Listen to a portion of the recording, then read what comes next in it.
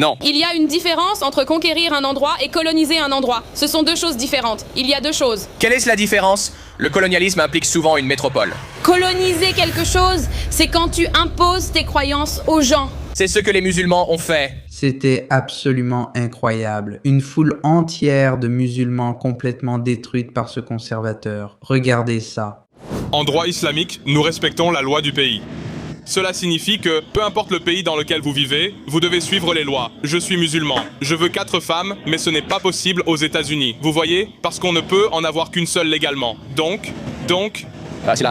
Loi... Si la loi interdisait d'être musulman, vous obéiriez. Pardon? Si la loi interdisait d'être musulman, la suivriez-vous? Nous ne suivrions pas cela, mais ce n'est pas la loi aux États-Unis, et nous parlons des États-Unis. C'est bien ça, mais si c'était la loi, hypothétiquement, vous dites que la doctrine de l'islam est de suivre toutes les lois du pays. Si les lois du pays disent que vous ne pouvez pas être musulman, vous vous convertissez. Non, vous quitteriez le pays. Vous devez vivre dans un endroit qui vous permet d'être musulman. D'accord. En tant que musulman, c'est la chose la plus importante. Les États-Unis ne vous permettent pas de pratiquer l'islam pleinement. Oui, c'est pour cela que les musulmans vivent ici et pratiquent l'islam. Non, ce n'est pas le cas. Il y a des mosquées tout autour, tu pourrais peut-être aller dans l'une d'elles. Nous pratiquons l'islam très librement, alhamdoulilah. Oui, je peux te citer par exemple... Coran, chapitre 4, verset 34. Quant à celles dont vous craignez la désobéissance, admonestez-les, délaissez-les dans leur lit et frappez-les. Tu ne peux pas frapper les femmes dans ce pays. Le Coran dit aussi que si une femme... les hadiths disent que si une femme refuse de coucher avec un homme, s'il l'appelle au lit et qu'elle ne vient pas, et qu'il dort fâché cette nuit-là, il doit la punir en la frappant. Les musulmans suivent la loi du pays. D'accord, mais vous venez de dire qu'ils ne suivent pas la loi du pays. Parce que si la loi du pays était... Eh bien, je n'ai pas fini. Je n'ai pas fini. Je sais. Mauvaise traduction. Mauvaise traduction. Blablabla. Oui, je sais. D'accord. Donc vous pensez? Oui, oui. Mauvaise traduction. Mauvaise traduction. C'est ce qu'ils disent toujours. Est-ce que c'était une mauvaise traduction que Muhammad ait épousé une fillette de 6 ans? Mais quoi? Quelle était la question? Désolé. J'aimerais vous interroger sur le verset que vous venez de mentionner concernant les poursuites et le fait de tuer immédiatement des gens. Lequel? Quel verset était-ce? À propos des infidèles? Oui, laissez-moi le lire. Donc c'est la sourate Muhammad, chapitre 47, verset 4.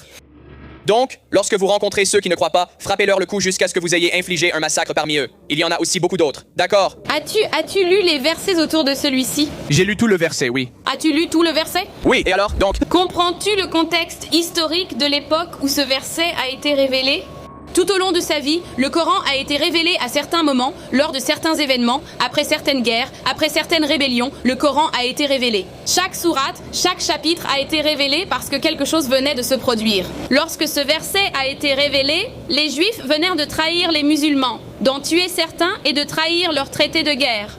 Il leur a alors été ordonné de les tuer lorsqu'ils les trouveraient, ceux qui les avaient trahis pour ce traité. D'accord, il n'est pas ordonné de tuer ceux qui ont trahi le traité. Il est écrit... Partout où vous trouvez un mécréant, frappez-les au cou et égorgez-les. C'est comme être les savants. Comme quand les gens interprètent l'histoire. C'est comme l'histoire, une réponse au traité rompu.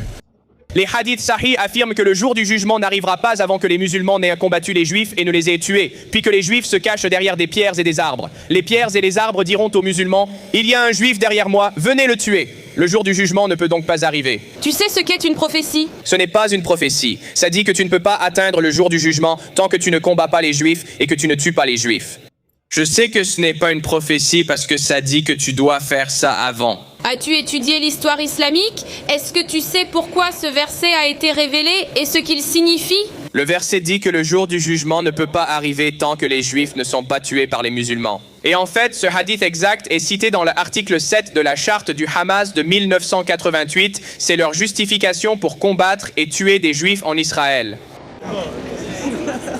Le Hamas, c'est l'islam, c'est le mouvement de résistance islamique, c'est comme ça qu'il s'appelle. D'accord, c'est très bien, et je vous remercie de ne pas soutenir le Hamas. Donc, vous ne soutenez pas ceux qui se défendent contre l'oppression? Je ne soutiens pas les personnes qui tuent d'autres personnes parce qu'elles ne sont pas d'accord avec elles. Donc les musulmans tuent les juifs parce qu'ils ne sont pas d'accord avec eux? Ils disent que le jour du jugement ne peut pas arriver tant qu'ils n'ont pas tué tous les juifs. Pourquoi les juifs tuent-ils les musulmans? À ton avis, pourquoi? Eh bien, les juifs tuent les musulmans parce que les musulmans tuent d'abord les juifs. D'accord, comment? Tu sais depuis combien de temps? Tu sais à quand remonte la guerre de Palestine? Je suis désolé. Tu sais? D'accord. Depuis quand? Depuis combien de temps les Palestiniens se battent-ils contre les Juifs? Depuis quand dure la guerre entre Palestiniens et Juifs? Quel est son âge? Je ne dirais pas que c'est une guerre entre Juifs et Palestiniens, mais plutôt entre Juifs et Arabes, car la Palestine n'a jamais existé.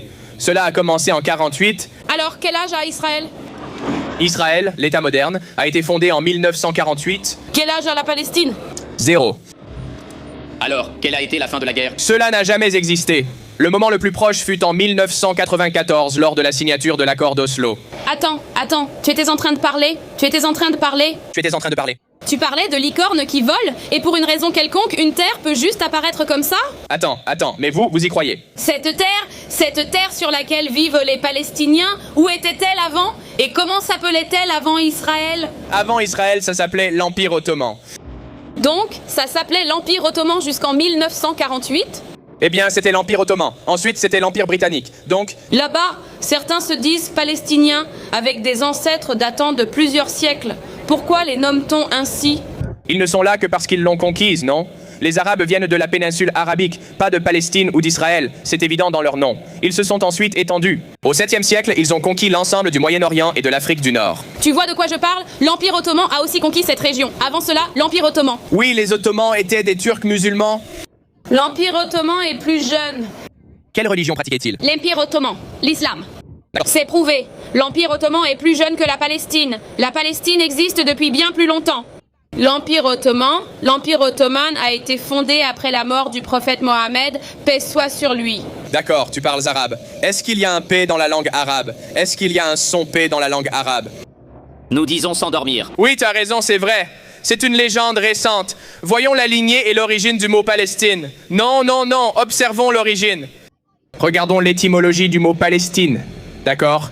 Est-ce que tu sais d'où vient ce mot? Non. Donc les Grecs l'appelaient Philistia. D'accord. Pourquoi? Pourquoi l'ont-ils appelé Philistia? Je n'ai pas fini. Laisse-moi continuer. Laisse-moi t'expliquer une seconde. Ils l'appelaient Philistia parce que les Philistins, peuple égéen venu de Grèce, ont conquis une partie de l'ancien Israël entre Tel Aviv et Gaza aujourd'hui. Ils se sont donc installés dans cette région. Ils étaient les ennemis jurés des Juifs. Ils étaient constamment en conflit. Ce n'étaient pas des musulmans, ce n'étaient pas des Arabes, c'étaient des Égéens grecs. Ils venaient de Crète, d'accord? Donc ils se sont installés là. Ensuite, les Romains arrivent. En 136 après Jésus-Christ, il y a la révolte de Bar Kokhba, où Bar Kokhba se révolte contre l'Empire romain, qu'il considère comme oppressant les Juifs. Ils perdent. Les Romains saccagent Jérusalem et détruisent le temple, d'accord? Nous sommes sur la même longueur d'onde. Alors qu'est-ce qu'Adrien, l'empereur romain, fait? Il renomme la région Syrie-Palestine d'après les Assyriens, qui n'étaient pas des Arabes, et les Philistins, qui n'étaient pas des Arabes. Ce n'est pas l'Empire ottoman. Ce nom a été conservé. Voilà. Donc c'est un... Palestine est une adaptation anglaise, d'une adaptation romaine, d'une adaptation grecque, d'un ancien mot hébreu.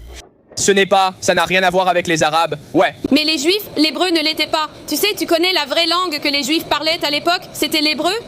L'hébreu est une langue jeune, ils ont souvent été conquis, donc parfois c'était l'hébreu. Nous ne parlions pas hébreu, et parfois c'était l'hébreu. Et parfois c'était le grec. Notre araméen. C'est l'arabe, pas tout, faux. L'araméen vient de l'arabe. L'arabe vient de l'arabe. Si tu lis la Bible hébraïque, parlons par exemple. Les Philistins, c'est de l'hébreu. Oui, ils parlaient l'araméen plus tard. Mais ils parlaient hébreu? Et beaucoup d'entre eux ont continué à parler hébreu. Tu sais d'où vient l'araméen? L'araméen est dérivé de l'arabe. L'arabe est la plus ancienne religion. Où l'arabe a-t-il été inventé? L'arabe est la plus ancienne religion. Où l'arabe a-t-il été inventé? Tu veux que je le fasse? Dans la péninsule arabique? À des centaines de kilomètres d'Israël, ils l'ont conquise. Donc, la langue ne voyage pas? Je parle anglais. Non, oui, bien sûr, elle voyage quand on amène des armées et qu'on force tout le monde à se convertir. Oui, elle voyage. L'anglais n'a pas débuté en Amérique. Je vis en Amérique, mais il est né en Angleterre. La seule raison pour laquelle les Arabes existent dans cette partie du monde, c'est parce que les musulmans l'ont conquise. D'accord, parle-moi de la conquête musulmane ici. Oui, donc au 7e siècle, les Arabes, eh bien le problème c'est que, tout d'abord, ils ont conquis tout le Moyen-Orient et l'Afrique du Nord et ont forcé tout le monde à se convertir. Voilà le premier problème. Pourquoi est-ce un problème? Explique-moi. Eh bien, tu n'es pas d'accord avec le colonialisme? Oui, je ne suis pas d'accord avec ça. D'accord, donc tu n'es pas d'accord avec ce que ton peuple a fait. Non, il y a une différence entre conquérir un endroit et coloniser un endroit. Ce sont deux choses différentes, il y a deux choses. Quelle est la différence? Le colonialisme implique généralement une métropole. Non, coloniser quelque chose, c'est quand tu imposes tes croyances aux gens. C'est ce que les musulmans ont fait, d'accord? Alors dis-moi. Oui, ils les ont forcés à se convertir, donne-moi. Non, attends, donne-moi un exemple de comment les musulmans ont fait ça. Ils leur ont mis une épée sous la gorge et ont exigé leur conversion à l'islam. Attends, c'est répété dans le Coran. Je n'avais jamais entendu ça. D'abord, tu proposes à quelqu'un de devenir musulman. S'il refuse, tu le combats et tu le tues. Mon Dieu. Ça ressemble à la guerre. Ça ressemble aux lois de la guerre en Amérique. C'est précisément ce que tu viens de qualifier de colonialisme. Non, ce n'est pas ça. Je veux dire, c'était les lois de la guerre dans la plupart des cas. Je dirais que la plupart du temps, les conversions ne se faisaient pas sous la menace de la violence. Cependant, ils étaient, quel est le mot? Dimis? Dimis? Et il y avait par exemple la jizya, il y avait des taxes qu'ils devaient payer. Il y avait le pacte d'Omar. Ils ne pouvaient évangéliser. Attends. Une seconde. Ils ne pouvaient pas évangéliser sous l'islam. Ils devaient payer des taxes supplémentaires ou une taxe spécifique parce qu'ils n'étaient pas musulmans. Ils ne pouvaient pas montrer de crucifix en public. Donc c'est ça, c'est la base. C'est comme ça qu'ils étaient. Connaissez-vous le concept de jizya? Non. Pouvez-vous m'expliquer le concept de jizya à cette époque? C'est une taxe qui est prélevée sur les non-croyants. Les habitants des terres conquises par les musulmans n'étaient ni forcés de faire la guerre ni de donner leur argent. Ils n'étaient donc pas concernés par ces obligations, n'est-ce pas? On les appelait dhimis, citoyens de seconde classe, contraints de payer une taxe. Les musulmans devaient obligatoirement se battre pour défendre leur pays à la guerre, contrairement aux non-musulmans. À la place, ils pouvaient bénéficier de la protection offerte par les musulmans qui contrôlaient leurs terres. Oui. Yeah, Oh oui. Nous vous avons conquis et maintenant nous vous obligeons à payer des taxes supplémentaires, vous faisant devenir un dhimmi, un citoyen de seconde classe. Mais nous vous protégeons. Le pacte prévoit qu'ils paient des taxes en échange de la protection, car ils ne combattent pas. Les chrétiens devaient accepter cela pour vivre sous l'islam. Nous n'édifierons dans nos villes ni dans leurs environs aucun nouveau monastère, église, couvent ou cellule de moines, et nous ne les réparerons pas non plus. Ceux qui tombent en ruine situés dans les quartiers musulmans, nous ne manifesterons pas le pacte d'Omar. Pacte d'Omar, c'est un texte du VIe siècle qui était utilisé dans les pays islamiques. C'est ce que tous les chrétiens, à travers, répétez ce texte encore une fois. Nous ne construirons rien. Ce sont les chrétiens qui acceptent cela. Aucun nouveau monastère, église, couvent ou cellule de moines ne sera construit dans nos villes ou leurs environs. Nous ne réparerons pas ceux en ruine ou situés dans les quartiers musulmans. Nous ne manifesterons pas notre religion publiquement, ni n'inviterons à y adhérer, ce qui va contre l'évangélisation. À East Plano, ils tentent de construire des lieux pour les musulmans, mais on ne leur permet pas. N'est-ce pas pareil? Qui ne peut pas construire de mosquée? Le gouverneur du Texas n'autorise pas les musulmans à construire les leurs. Peux-tu fournir une source? Peux-tu citer le? Qu'est-ce que c'est? Le pacte de... Mec, cherche juste sur Google. Cherche juste sur Google, d'accord? D'accord, on ne va pas en parler à tout le monde, d'accord? Il l'a déjà cité, d'accord. J'ai une question sur les croisés. Vous êtes tous chrétiens, non? Êtes-vous donc d'accord avec tout ce que les chrétiens ont fait dans l'histoire? Nous ne sommes pas d'accord. Non. Est-ce que vous êtes d'accord avec tout ce que les chrétiens ont fait dans l'histoire? Êtes-vous d'accord avec les croisades? J'essaie de répondre. Nous ne sommes sans doute pas d'accord avec tout ce qu'ont fait ceux se disant chrétiens, non? Surtout s'ils ne suivaient pas vraiment le christianisme, ce qui est déjà arrivé. Sans aucun doute, n'est-ce pas? Les croisades étaient en grande partie défensives. Bean en sait un peu plus sur les croisades et les Espagnols. Dis-moi en quoi elles étaient défensives. Ils ont tué des femmes et des enfants. En quoi cela était-il défensif? Les musulmans envahissaient des terres chrétiennes. La plupart de ce qui est aujourd'hui considéré comme territoire musulman était autrefois majoritairement chrétien. Et ils étaient en Espagne. Pourquoi les musulmans régnaient-ils en Espagne? C'était toujours une terre chrétienne. Ou pas toujours, évidemment, pas toujours une terre chrétienne, mais c'était une terre chrétienne à l'époque, avant l'arrivée des musulmans. L'étudiant conservateur dans cette vidéo est Cam Higby, qui est incroyable, une nouvelle voix conservatrice qui va sur les campus pour discuter, vous savez, de sujets politiques sensibles. Et il continue vraiment l'héritage de Charlie Kirk en parlant aux gens et en essayant de trouver un terrain d'entente.